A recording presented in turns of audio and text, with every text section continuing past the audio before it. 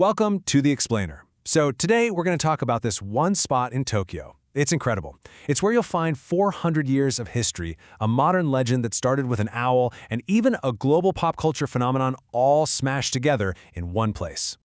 All right, so how does something like this even happen? Well, we're not starting at some huge, famous temple. Nope, we're heading to a quiet, kind of normal-looking residential neighborhood in Setagaya. And the real secret here, it's not actually what's inside the shrine. It's the path you have to take to get there.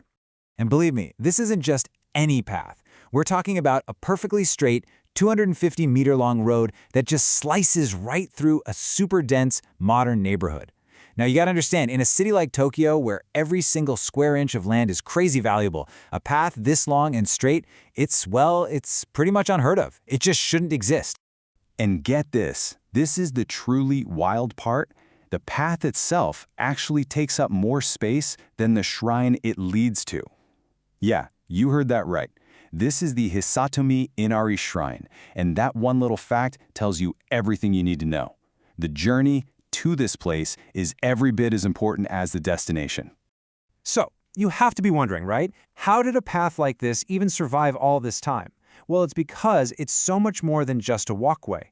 It's basically a living artifact, a line drawn on a map centuries ago that connects the Tokyo we see today directly back to its past as Old Edo. This story of the shrine itself goes way back. We're talking over 400 years ago. It was founded to protect a brand new farming village. And when you look at this timeline, you can just see its history of pure perseverance, from getting officially recognized way back in the mid-Edo period to surviving some major modern disasters. And trust me, we're going to get into those in just a bit.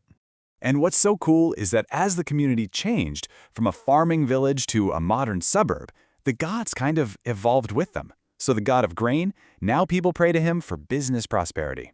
The goddess of mediation, she's now the one you go to for artistic skill. And the god of guidance, who used to help people traveling on foot, yep, you guessed it, he now offers protection for traffic safety. It's a perfect example of adapting to the times. But this whole story of adaptation, it isn't just spiritual. It's literally carved in stone and built right into the shrine structure. I'm telling you, this place is a survivor. Okay, so when you walk up to the entrance, you see this stone torii gate. And carved right into it is a date, September 1st, 1923. Now, if you know anything about Japanese history, that date sends a shiver down your spine. That's the day of the Great Kanto earthquake, a disaster that just flattened huge parts of Tokyo. So this gate, it's not just an entrance, it's a monument to survival, standing right there. And the story of resilience just keeps going. The main hall that you see today, the community built that during the absolute hardship of the Great Depression. Then, just a little over a decade later, it somehow, miraculously, survived the firebombing of Tokyo in World War II. It was left standing tall, while so much of the neighborhood around it was just gone, turned to ash. Okay, so history and survival are a huge part of this shrine story. But that's not all, because around the middle of the 20th century, something totally unexpected happened that gave this ancient place a brand new identity. And this leads to a really interesting mystery. You see, Inari shrines are all about the fox. That's their divine messenger. But here at Hisatomi, you'll find owls. Owls everywhere. On charms, on statues, on signs. So what's the deal? Well, the whole story behind this surprising twist starts with a simple, random encounter.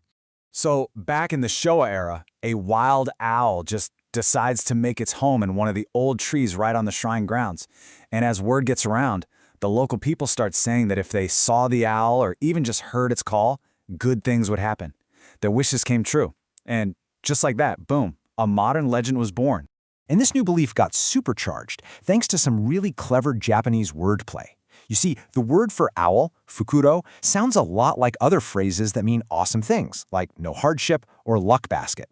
And it gets better. Even the owl's ability to turn its neck all the way around took on a new meaning. It became a symbol for, keeping your finances turning, perfect for business success.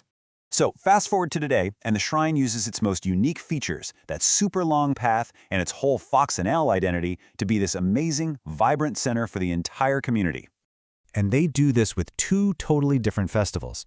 On one hand, you've got the Rei Taisai. It's a classic, very solemn event with ancient rituals, a parade with portable shrines, the whole traditional deal. But then you have the Fukuromatsuri, the Owl Festival, which is a completely modern party, really a celebration of the community itself. And during the Owl Festival, that long straight path we talked about, it's completely transformed. Just picture it, lined with up to 80 different stalls, all run by local residents. It turns this ancient, sacred road into a buzzing, modern flea market. I mean, what a brilliant way to use a historic space to build a real community hub for today. But wait, the story isn't over yet. In the 21st century, the shrine picked up another identity, a completely unexpected one that took it from being a local secret to a global pilgrimage destination. So how did that happen? Well, the shrine became famous because it was used as a key real-world model for the setting of a popular manga and anime series called Gingitsune. It's this great story about the daily life of a shrine maiden and her guardian fox spirit. And here's what makes this so special. The shrine didn't just tolerate all the new attention, they fully embraced this new audience. They formed a real, genuine partnership with the manga's publisher. They have original art on display, they offer official collaboration items. It's just this beautiful blend of ancient, sacred tradition and modern fandom. And if that wasn't enough, incredibly, a whole other wave of fans found their way here. In the massive global hit Demon Slayer, a major character's official birthplace is listed as this very neighborhood. So fans started visiting the shrine, thinking of it as his Ubusunagami, which is like his hometown guardian deity. It's just a fascinating example of how fans themselves can add brand new layers of meaning to a real place. So when you put it all together, what you have is this one small shrine in Tokyo that isn't just one thing. It's a living, breathing place with, at least 5 completely different identities all layered on top of each other. It goes from ancient farming protector all the way to a modern global pop culture landmark. It's wild. So it leaves you with a really interesting question, doesn't it? The Hisatomi Inari Shrine seems to be saying that maybe we don't have to choose. Maybe the sacred places that truly last are the ones that are best at reinventing themselves, at weaving brand new stories into that ancient fabric. It proves that history isn't just something we preserve, it's something we're all actively creating, right now.